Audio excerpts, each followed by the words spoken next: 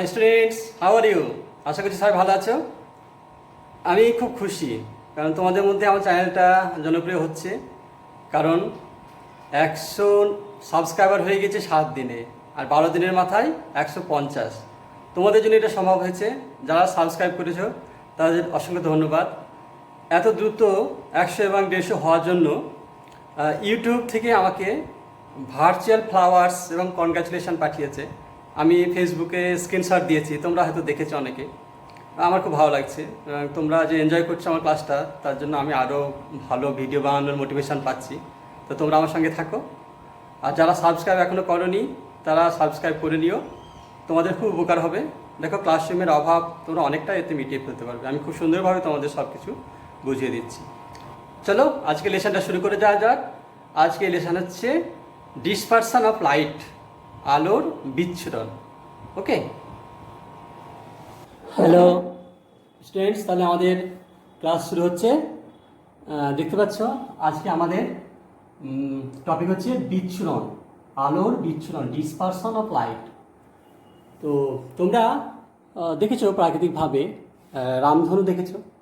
রামধনুতে 7টা colour দেখতে পাও, আকাশি বিরাট একটা ধনুকের মতো 7টা রঙের যে দেখতে পাও তোমরা বর্ণ, সেটা কোথা থেকে আসে? ওটা একটা প্রাকৃতিক উদাহরণ তোমার ডিসপারশনের, বিচ্ছুরণের। তো আমি এখন ব্যাখ্যা করব কীভাবে ওটা হয়। তো এখানে দেখো একটা সেট আপ করেছি কী করে বিচ্ছুরণটা দেখানো যেতে পারে। প্রিজম রয়েছে এবং একটা সাদা আলো যদি প্রিজমের উপর পড়ে তাহলে দেখা যাচ্ছে যে 7টা কালার পাওয়া যায়। তো এখান থেকে বিচ্ছুরণের সংজ্ঞাটা তোমরা মুখস্থ করে রাখবে। তো একটা ফর্মাল সংজ্ঞা যদি বলা যায় এরকম যে সাদা আলো কোনো প্রতিসারক মাধ্যমের মধ্য দিয়ে প্রতিসরণের সময় 7টা কালারে, বিভিন্ন কালারে বিশ্লিষ্ট হয়ে যায়। এই পদ্ধতিটাকেই বলা হয় আলোর বিচ্ছুরণ। সোজা কথায় সাদা আলোর 7টি আলাদা আলাদা বর্ণে বিভক্ত হয়ে যাওয়ার প্রক্রিয়াকেই বলা হয় বিচ্ছুরণ। ওকে, তাহলে এখানে দেখো একটা সাদা আলো সৃষ্টি করেছি। মোটাসোটা বড়সড় আলো ছিল, সেখান থেকে একটা সরু ছিদ্রের মধ্য দিয়ে সেটাকে পাস করলে আমরা একটা সাদা আলোক রশ্মি পেতে পারি। সেটা সাদা আলোক রশ্মি দেখো একটা প্রিজম এবিসির ওপর পড়েছে, আপাত অঙ্কন ধরো আয়। তো এই যে প্রিজমের মধ্যে দিয়ে যখন প্রতিসরণ হয় তখন দেখা যায় যে যখন বেরিয়ে আসে আলোটা প্রিজমের মধ্য দিয়ে, তখন যায় যে 7টা আলাদা আলাদা কালারে বেরিয়ে আসে। এটা প্রথম বিচ্ছুরণের এই ঘটনাটা প্রথম দেখিয়েছিলেন স্যার আইজাক নিউটন 1666 সালে। উনি প্রথম বলেন যে সাদা আলোর মধ্যে 7টা আলাদা আলাদা কালার আছে। তো এখানে দেখো প্রতিসরণের পর কী হচ্ছে যে 7টা আলাদা কালার আলাদা আলাদা লাইন ধরে বেরিয়ে আসছে। এবং তুমি যদি এখানে একটা পর্দা রাখো, মানে একটা পর্দা ধরো, এখানে যদি একটা পর্দা দাও তাহলে দেখা যায় যে সেখানে 7টা কালার পাওয়া যাচ্ছে। সবচেয়ে নিচে পাওয়া যায় ভায়োলেট, আর সবচেয়ে উপরে পাওয়া যায় রেড। অর্থাৎ বেগুনি কালারটা সবচেয়ে বেশি বিচ্ছুরণ হয়েছে, সবচেয়ে বেশি কৌণিক বিচ্যুতি ঘটেছে, আর রেড কালারের সবচেয়ে কম হয়েছে। এখন প্রশ্ন হলো, এই যে বাকি ভিতরে কি কি কালার আছে সেটা তোরা রামধনুতে লক্ষ্য করেছো বা অন্য অনেক জায়গাতে লক্ষ্য করা যায়। সেই কালারগুলো যদি পরপর সাজানো যায় তাহলে হয় তোমার ভিভ জিওর, ইংরেজিতে। হ্যাঁ, ভিভ জিওর, এটা তোমরা জানো।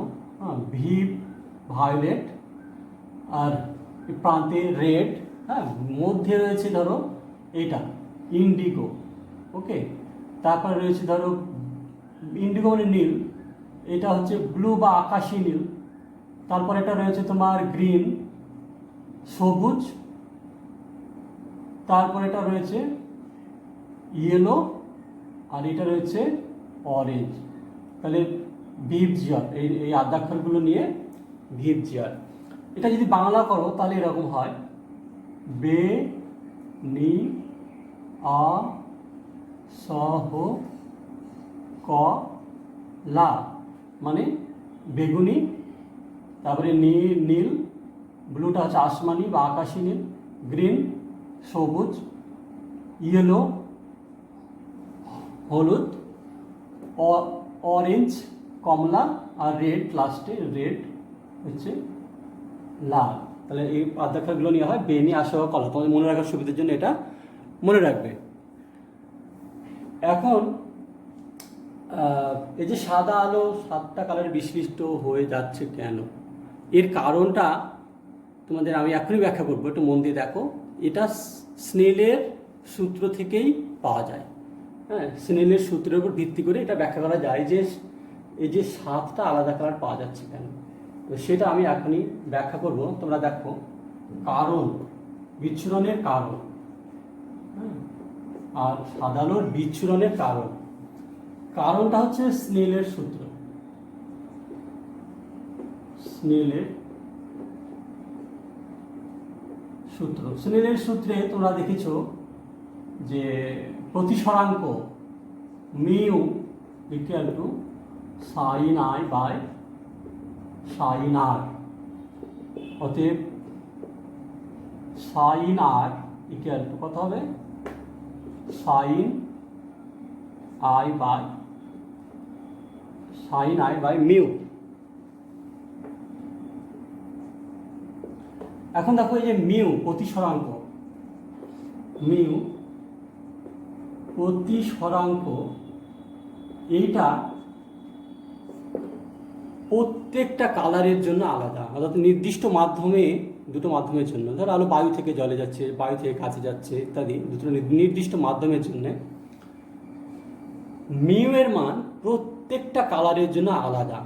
কারণ সাইন আই বাই সাইন আর, দেখো আপাতন কোণ একই হলে কি হবে?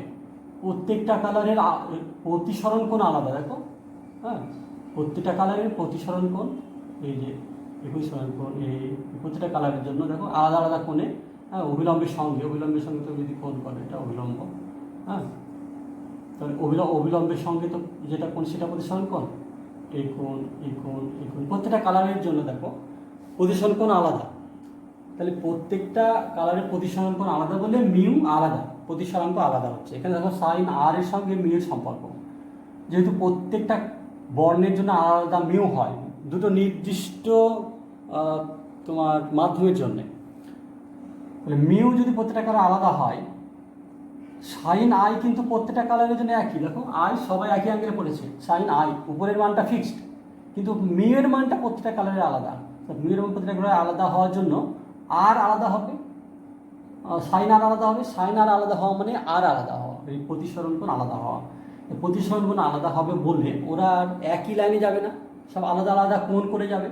সেই জন্যে তোমার এই আলোকরশ্মিগুলো আলাদা আলাদা কোণ করে বেরিয়ে আসছে, সেই জন্য ওরা আলাদা হয়ে যাচ্ছে। এবং বাইরে আমরা যখন পর্দা রাখছি তখন কী হচ্ছে, একটা আলোক, একটা পটি পাচ্ছি, আলোক পটি। এই আলোক পটি এটাকে বলে বর্ণালী।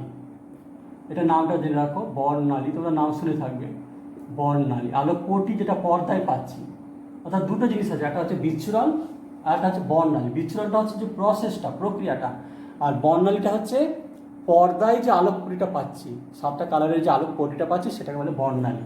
এর ইংরেজি নাম হচ্ছে স্পেকট্রাম। স্পেকট্রাম, হ্যাঁ, এটার নাম স্পেকট্রাম।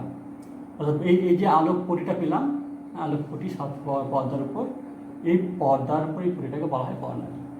তো বুঝতে পারছো যে প্রত্যেকটা কালারের প্রতিসরাঙ্ক আলাদা বলে প্রতিসরণ কোণ আলাদা হবে, সেই জন্য প্রত্যেক আলাদা আলাদা কোণ করে বেরিয়ে আসছে, সেই জন্য কালারগুলো আলাদা হয়ে যাচ্ছে। নিউটন এটাও দেখিয়েছিলেন উল্টোটা, অর্থাৎ 7টা কালার একসঙ্গে মিশিয়ে প্রিজমের মধ্যে দিয়ে পাঠালে আবার তারা একটা সাদা কালারে, সাদা আলোকরশ্মিতে পরিণত হয়। সেটা কিভাবে হয় আমি এখনই দেখাচ্ছি, তাহলে বুঝতে পারবে যে প্রিজম কোনো কালার সৃষ্টি করে না, কোনো বর্ণ সৃষ্টি করে না, আলোকরশ্মির কোনো বর্ণ সৃষ্টি করে না, কেবল এর কাজ হচ্ছে সাদা আলো থেকে 7টা বর্ণকে বিশ্লিষ্ট করে দেওয়া। এবং উল্টোটা ওটা করতে পারে, সাদা আলোকে বিশ্লিষ্ট সাদা কালার, 7টা কালারকে আবার এরা মিশিয়ে একসঙ্গে সাদা কালারও করতে পারে। কিন্তু প্রিজমের মধ্যে কোনো কালার নিজে নিজে সৃষ্টি হয় না, সাদা আলো থেকেই ওটা কেবল বিশ্লিষ্ট হয়ে যায়। ওকে, এবং সেই বিশ্লিষ্ট কালারগুলো আবার প্রিজমের দ্বারাই একটা কালারে পরিণত হয়। সেটা আমি এখনই দেখাচ্ছি। আমি একটু পজ করে নিয়ে তোমাদের ছবিটা এঁকে নিই, তারপর তোমাদের আবার দেখাচ্ছি কী করে দুটো প্রিজম ব্যবহার করে 7টা কালারকে মিশিয়ে আবার সাদা কালারও পাওয়া যায়, মানে হোয়াইট লাইট পাওয়া যায়। ওকে, আমি এক্ষুনি ছবি এঁকে দেখাচ্ছি। Look at the screen. আমরা দেখাচ্ছি সাতটা আলাদা আলাদা কালার একসঙ্গে মিশে কিভাবে সাদা আলো তৈরি হয়। এটা স্যার নিউটন প্রথম দেখিয়েছিলেন। দেখো, প্রথমে আমরা বিচ্ছুরণ করলাম এ বি সি একটা প্রিজমের মধ্য দিয়ে সাদা আলো পাঠিয়ে। দেখো এখানে ভি জি আর 7টা কালার সৃষ্টি হয়েছে। এবার এই পর্দাটা সরিয়ে দিয়ে আমরা যদি আইডেন্টিক্যাল একটা প্রিজম, এখানে দেখতে পাচ্ছ এবিসি একটা প্রিজম, আর একটা উল্টো প্রিজম হচ্ছে A dash B dash C dash. Identical in the sense যে একদম সেম মাপের, অর্থাৎ এর হাইটটা একই হবে, কিন্তু উল্টো করে সাজাতে হবে। এবং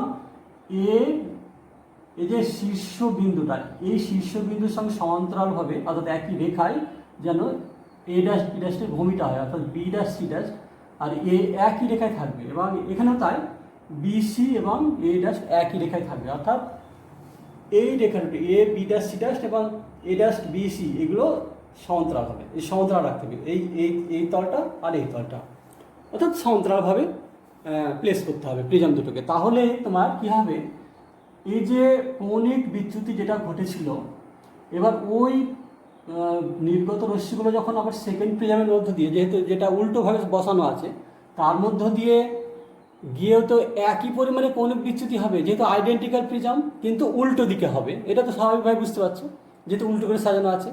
তাহলে একই পরিমাণ বিচ্যুতি উল্টো দিকে হবে বলে বিচ্যুতি দ্বয় উভয় মিলে নালিফাই হয়ে যাবে, অর্থাৎ জিরো হয়ে যাবে। বিচ্যুতি জিরো হয়ে গিয়ে আবার 7টা কালার একসঙ্গে মিশে গিয়ে যখন বেরিয়ে আসবে, তখন আমরা সাদা আলো পাবো। পর্দায় এখানে একটা পর্দা রাখো এস, তাহলে এখানে একটা সাদা আলো তুমি পাবে, সাদা আলো রশ্মি পাবে। অর্থাৎ পি কিউ যেমন সাদা আলো রশ্মি, তেমনি আর এসও সাদা আলো রশ্মি আমরা পেয়ে যাবো। এভাবে দেখানো যায় যে প্রিজমের মধ্য দিয়ে 7টা কালার যেমন সৃষ্টি করা যায়, তেমনি 7টা কালারকে মিশিয়ে সাদা আলো সৃষ্টি করা যায়।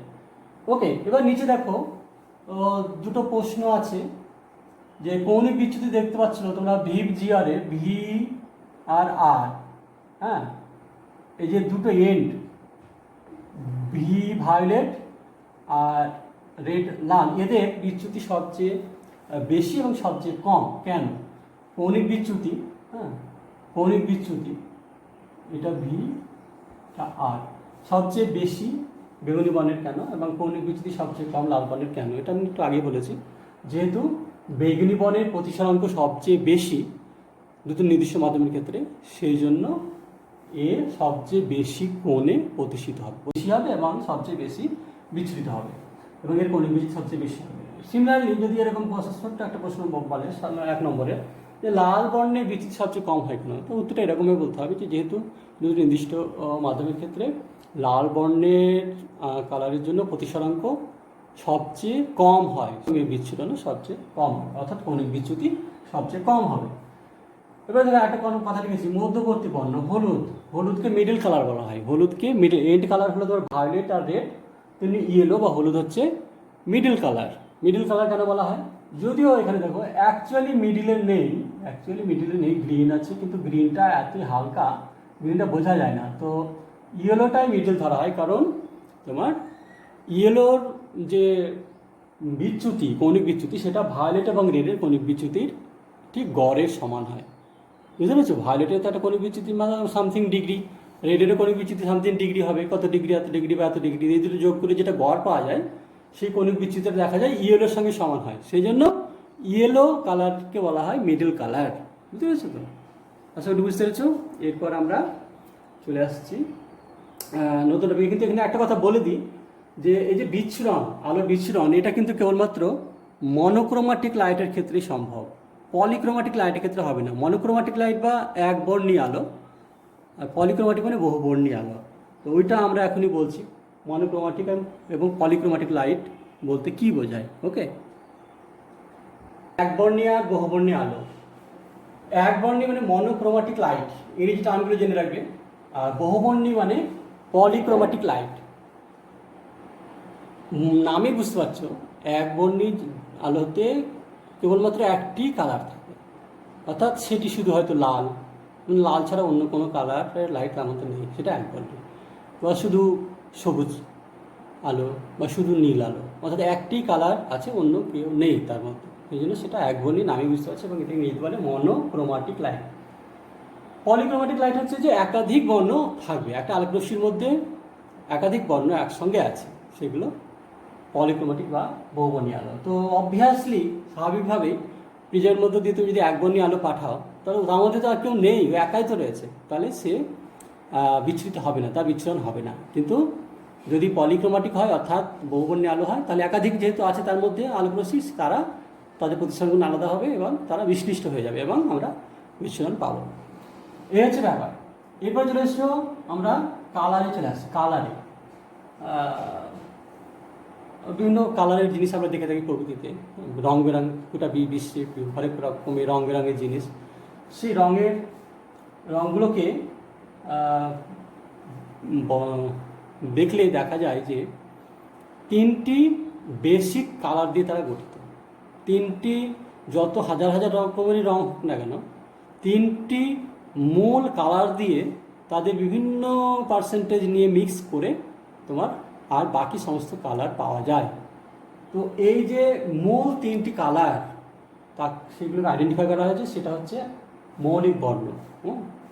যে তিনটি কালারের বিভিন্ন অংশ, বিভিন্ন পার্সেন্টেজ বা শতকরা বিভিন্ন পরিমাণ নিয়ে হরেক রকমের সমস্ত কালার পাওয়া যায়, সেই মূল তিনটি কালারকে বলে মৌলিক বর্ণ। অর্থাৎ যে কোনো কালার সৃষ্টি করা যায় এই তিনটি বর্ণের কম্বিনেশনে। তাহলে এই তিনটি বর্ণকে বলা হয় মৌলিক কালার। কী কী এখন লিখে দিয়েছে, তোমরা কম্পিউটারে যারা দেখেছো ড্রয়িং করো বা মোবাইলে, তো RGB কালার বলে না, RGB, সেই আর মানে রেড, গ্রিন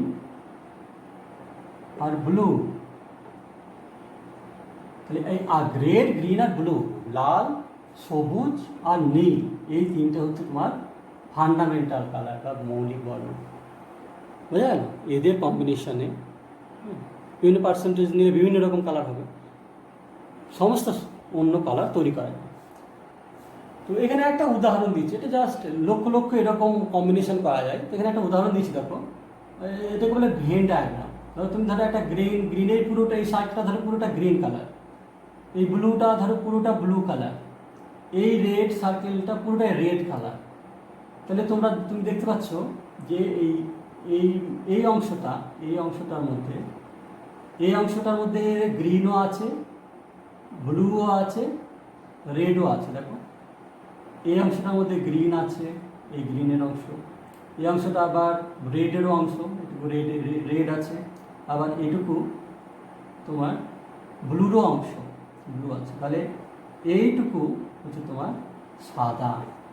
অর্থাৎ এই তিনটে কালারকে মিশ্রিত করলে, হ্যাঁ, সাদাকে আমি এখানে ডার্ক করে দিলাম, তা না করে সাদায় রাখা যায়, এমনি সাদা, এটা সাদা কালার, সাদা, বুঝেছ?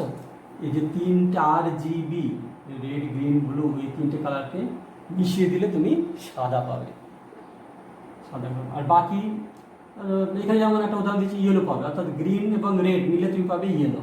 তেমনি গ্রিন ব্লু মিলে, এগুলো আর কম্বিনেশন বলছি না, ব্লু রেড মিলে এবং এদের বিভিন্ন পার্সেন্টেজ অনুযায়ী সমস্ত রকম রং পাওয়া যায়।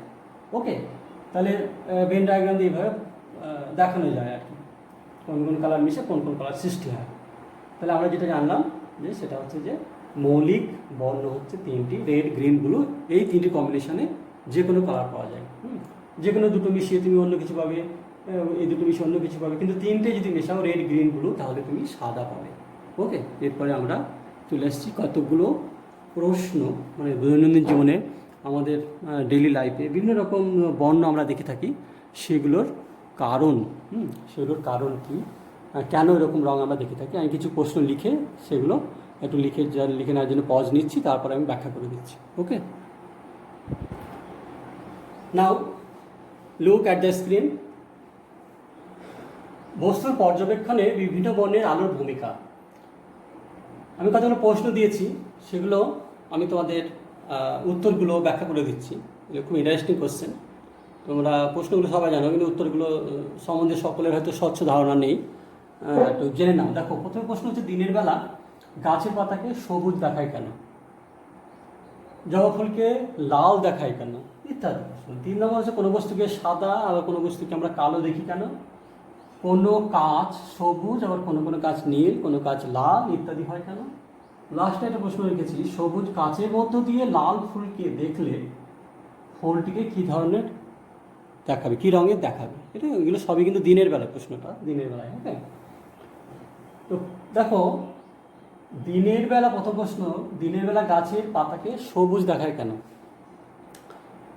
এটার উত্তর জানতে গেলে আমাদেরকে প্রথমে বুঝতে হবে যে কিভাবে আমরা কোনো বর্ণকে রং বুঝতে পারি। রংটা অ্যাকচুয়ালি আমরা ব্রেনে বুঝতে পারি, তাই না? ব্রেন না, মানুষের মস্তিষ্কের একটা বিরাট ভূমিকা আছে। নিয়মটা হচ্ছে, অর্থাৎ প্রাকৃতিক ঘটনাটা যেটা ঘটে সেটা হচ্ছে যে কোনো বস্তুর উপর সূর্যের আলো বা অন্য কোনো সোর্স থেকে আলো পড়লে সেখান থেকে প্রতিফলিত হয়ে আলো আমাদের চোখে প্রবেশ করে। চোখে রেটিনায় সেই বস্তুটার ইমেজ তৈরি হয়, রেটিনা থেকে বিভিন্ন অপটিক নার্ভ দিয়ে ব্রেনে ফিলিংসটা হয় কী রঙের। ওকে, তাহলে মূল ব্যাপারটা হচ্ছে বস্তু থেকে প্রতিফলিত আলো আমাদের চোখে প্রবেশ করছে কতটা বা কোন আলোটা। তাহলে কোনো গাছের পাতাকে সবুজ কখন দেখব? যখন সবুজ রং আমাদের চোখে প্রবেশ করবে। এটার মানে এটাই হচ্ছে যে সূর্যের আলো থেকে যে 7টা কালারের আলো, মানে সাদা আলো পাতায় পড়ছে, তার মধ্যে থেকে পাতা থেকে প্রতিফলিত হয়ে কেবলমাত্র সবুজ আলোটা আমাদের চোখে আসছে। তাহলে বাকি 6টা কালার সবুজ ছাড়া বাকি 6টা কালার কোথায় গেল? তারা পাতায় শোষিত হয়ে যায়। মানে এটা কেন হয়? সব পাতা বলে না, যে কোনো বস্তুর ক্ষেত্রে কেউ শোষিত হয়ে যাচ্ছে কোনো কালার, আর কোনো কালার প্রতিফলিত হচ্ছে কেন, এটার ব্যাখ্যা এই লেভেলে করা যাবে না। এটা নির্ভর করছে সেই বস্তুটার আণবিক এবং পারমাণবিক গঠনের উপর, সজ্জার উপর, অণু পরমাণুগুলোর সজ্জার উপর। হ্যাঁ, ওই সব ফাঁক ফোকর পেরিয়ে কে বেরিয়ে আসতে পারছে ওয়েভলেন্থের উপর নির্ভর করে। প্রত্যেকটা কালারের ওয়েভলেন্থ আছে, তো সেই ওয়েভলেন্থ ফাঁক ফাঁক দিয়ে, মানে ওই পরমাণু অনুপরমাণুর ফাঁক ফোকর দিয়ে বেরিয়ে কে আসতে পারছে আর কে আসতে পারছে না, সেটা উচ্চ পর্যায়ে ফিজিক্সের ব্যাপার। যারা গ্র্যাজুয়েশানে বা আরও হায়ার এডুকেশানে ফিজিক্স পড়বে তারা এইসবগুলো নিয়ে পড়াশোনা করবে। এখানে শুধু জেনে রাখো যে সবুজ পাতার উপর সূর্যের যে 7টা কালার পড়ছে তার মধ্যে সবুজ আলোটা কেবল প্রতিফলিত হয়ে আমাদের চোখে আসে, সেই জন্য আমরা সবুজ দেখতে পাই এবং অন্য 6টা কালার শোষিত হয়ে যায় পাতায়।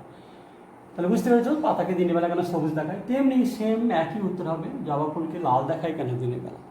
ওই একই উত্তর, সূর্যের আলো জবা ফুলের উপর পড়লেও কেবলমাত্র লাল কালারটাই ওখান থেকে প্রতিফলিত হয়ে আসে এবং আমাদের চোখে প্রবেশ করে, সেই জন্য আমরা জবা ফুলকে লাল দেখি, বাকি 6টা কালার শোষিত হয়ে যায়। তাই 1 আর 2 হয়ে গেল। 3 নম্বর হচ্ছে কোনো বস্তুকে সাদা বা কোনো বস্তুকে কালো দেখায় কেন? এইখানে এটা কিন্তু খুব একটা ইন্টারেস্টিং কোশ্চেন। দেখো, সাদা কিন্তু কোনো রং নয় বা কালো কোনো রং নয়। তাহলে কি? সাদা হচ্ছে প্রেজেন্স অফ অল 7 কালার্স। এটাই হচ্ছে সাদা রং। সাদা বলে নির্দিষ্ট কোনো আলাদা বর্ণ নেই, মিক্সিং অফ অল 7 কালার্স হচ্ছে সাদা। তাহলে কালো কি? কালো হচ্ছে অ্যাবসেন্স অফ অল 7 কালার্স, যেখানে কোনো বর্ণই নেই সেটা হচ্ছে কালো। মানে কালো নিজে নিজে কোনো আলাদা আলাদা বর্ণ নয়। কালো মানে হচ্ছে কালো সেই বস্তুতে কোনো কালারই নেই, কোনো কালার নেই মানে সে কালার কোনো কালারই প্রতিফলিত করছে না। তাহলে সাদা দেখাচ্ছে কেন কোনো বস্তুকে? তার কারণ সেই বস্তু যখন সাদা আলো পড়ছে তখন সে কোনো কালারই শোষণ করছে না, সমস্তটাই প্রতিফলিত করে দিচ্ছে। 7টা কালারকেই প্রতিফলিত করে দিচ্ছে, সেই জন্য সে সাদা দেখায়। আমরা তাকে সাদা দেখি, আমাদের ব্রেন তাকে সাদা দেখে। এমনি কালো কেন দেখি? কারণ 7টা কালারের 7টাকেই সে শোষণ করে নেয়, সে কোনো কালারকেই প্রতিফলিত করে না, কোনো কালারই তার কাছ থেকে আমাদের চোখে এসে পৌঁছাচ্ছে না, সেই জন্য আমরা তাকে কালো দেখি। তাহলে এক কথায় অ্যাবসেন্স অফ অল কালার্স হচ্ছে ব্ল্যাক, আর প্রেজেন্স অফ অল 7 কালার্স হচ্ছে হোয়াইট। বুঝতে পেরে গেছো? 4 নম্বর প্রশ্নটা দেখো এবার। স্বচ্ছ বস্তুর কালার, অর্থাৎ কাঁচ বা ট্রান্সপারেন্ট অন্য যে কোনো প্লাস্টিক ইত্যাদি, কোনো কাঁচ সবুজ আবার কোনো কাঁচ নীল, কোনো কাঁচ লাল কেন দেখে? এটা হচ্ছে স্বচ্ছ বস্তুর ক্ষেত্রে হয় কি, এটা ট্রান্সপারেন্ট, তো ওরা কোনো কোনো কালারকে তাদের মধ্য দিয়ে পাস হয়ে যেতে দেয়। যে কালারটা তার মধ্য দিয়ে পাস হয়ে আসে, পেরিয়ে চলে আসে, সেই কালারটা আমাদের চোখে পড়ে এবং আমরা দেখতে পাই। তাই সবুজ কাঁচ দেখছি, মানে সবুজ কাঁচের উপর যখন সাদা আলো পড়ছে তখন সবুজ কাঁচের মধ্য দিয়ে কেবলমাত্র সবুজ কালারটাই বেরিয়ে আসতে পারছে, বাকি 6টা কালার কাচের মধ্যে শোষিত হয়ে যাচ্ছে, সেই জন্য ওই কাঁচটাকে আমরা সবুজ দেখি। তেমনি নীল বা লাল, নীল কাঁচ মানে কি, নীল কাঁচের সাদা আলো পড়লে নীল রঙটা কেবল তার মধ্য দিয়ে প্রতিসরণ হয়ে তার মধ্যে দিয়ে বেরিয়ে আসছে, কিন্তু বাকি 6টা কালার বেরোতে পারছে না, শোষিত হয়ে যাচ্ছে, সেই জন্য সেটা লাল দেখাচ্ছে বা নীল দেখাচ্ছে রঙ। ওকে, বুঝতে পেরে গেছো, যে কোনো কাচের ক্ষেত্রে এটা প্রযোজ্য এই নিয়ম। লাস্টে একটা প্রশ্ন রেখেছি, সবুজ কাচের মধ্য দিয়ে তুমি যদি লাল ফুলকে দেখো, ধরো একটা জবা ফুলকে দেখছো, হ্যাঁ, একটা সবুজ কাচের মধ্য দিয়ে, বলে নীল কাচের মধ্য দিয়ে বা লাল কাচের মধ্য দিয়ে, একটা লাল, এখানে যে প্রশ্নটা রেখেছি সেটাই ধরো, সবুজ কাচের মধ্য দিয়ে লাল ফুলকে যদি দেখি, তাহলে ফুলটিকে কী রঙে দেখাবে? ভাবো একটু। লাল ফুলটাকে অবশ্যই লাল দেখাবে না, তাহলে কি সবুজ দেখাবে? সবুজও দেখাবে না, লালও দেখাবে না, সবুজও দেখাবে না, তাহলে কীরকম দেখাবে? এতক্ষণ যে আলোচনাটা করলাম সেখান থেকে তোমরা বুঝতে পেরে গিয়েছো, সেটাকে কালো দেখাবে। কেননা লাল ফুল মানে দিনের বেলা সে লাল যখন দেখাচ্ছে, তার মানে সে শুধু লাল আলোকে প্রতিফলিত করে, অবভিয়াসলি সে লাল আলোটাকে প্রতিফলিত করছে, তার মধ্যে পড়া সমস্ত আলোকে সে শোষণ করছে, কেবলমাত্র লাল আলোকে প্রতিফলিত করছে। এখন সবুজ কাচের মধ্য দিয়ে তো শুধু সবুজ আলো যাচ্ছে, তো সবুজ আলো যখন লাল ফুলের মধ্য দিয়ে যাবে, তখন সেটাও তো শোষিত হয়ে যাবে, অর্থাৎ লাল ফুল থেকে, উল্টো হয়ে গেল, লাল ফুল থেকে যখন সবুজ কাচের ওপর লাল আলোটা সবুজ কাচের মধ্য দিয়ে যাবে, তখন কী হবে? সবুজ ছাড়া তার কেউ বেরোবে না, লাল কালারটা শোষিত হয়ে যাবে, তাহলে সেখান থেকে আর কোনো কালার বেরোবে না, অর্থাৎ কালো আমরা দেখতে পাবো, অ্যাবসেন্স অফ অল কালার্স। তাহলে সবুজ কাচ বা নীল কাচ বা অন্য কোনো কাচের মধ্য দিয়ে তুমি যদি লাল ফুলকে দেখো, তাহলে কালো দেখাবে। এই ফাঁকে প্রশ্নটা লিখিনি, কিন্তু বলে দিই, 6 নম্বর প্রশ্ন ধরো, তাহলে লাল কাঁচ দিয়ে যদি লাল ফুলকে দেখি, তাহলে কী দেখাবে?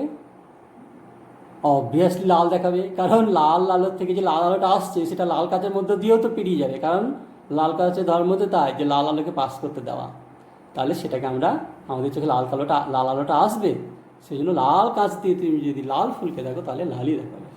ওকে, হ্যালো স্টুডেন্টস, আশা করি ক্লাসটা তোমার ভালো লেগেছে। তোমাদের কোনো সমস্যা থাকলে আমাকে জানাবে, বুঝতে যদি সমস্যা হয় আমাকে কমেন্টস বক্সে লিখে জানাবে, আমার সঙ্গে যোগাযোগ রাখবে, আমি যথাসাধ্য চেষ্টা করব তোমাদের সাহায্য করার। তোমাদের যদি কোনো জায়গায় বুঝতে অসুবিধা হয়, তাহলে তোমরা পজ করে বা রিপিটেডলি 2-1 বার সেটা চালিয়ে প্লে করে দেখে নিও, কারণ বেশি কথা আমি বলি না, কারণ বেশি কথা বলতে গেলে ভিডিওটা অনেক লম্বা হয়ে যাবে, সেই জন্য একই কথা বারবার রিপিট না করে তোমরা পজ করে দেখে নিও। ওকে, বলছিলাম যারা এখনও আমার চ্যানেলটি সাবস্ক্রাইব করোনি, তারা অবিলম্বে নিচের সাবস্ক্রাইব বাটনে ক্লিক করে দিও, এবং পাশের বেল আইকনটা আসবে, সেখানেও একটা ছোট্ট ট্যাপ করে দিও, তাহলে তোমরা সঙ্গে সঙ্গে জেনে ফেলবে, নোটিফিকেশান পেয়ে যাবে যে কখন আমার নেক্সট ভিডিও রিলিজ হচ্ছে। ওকে, থ্যাংক ইউ।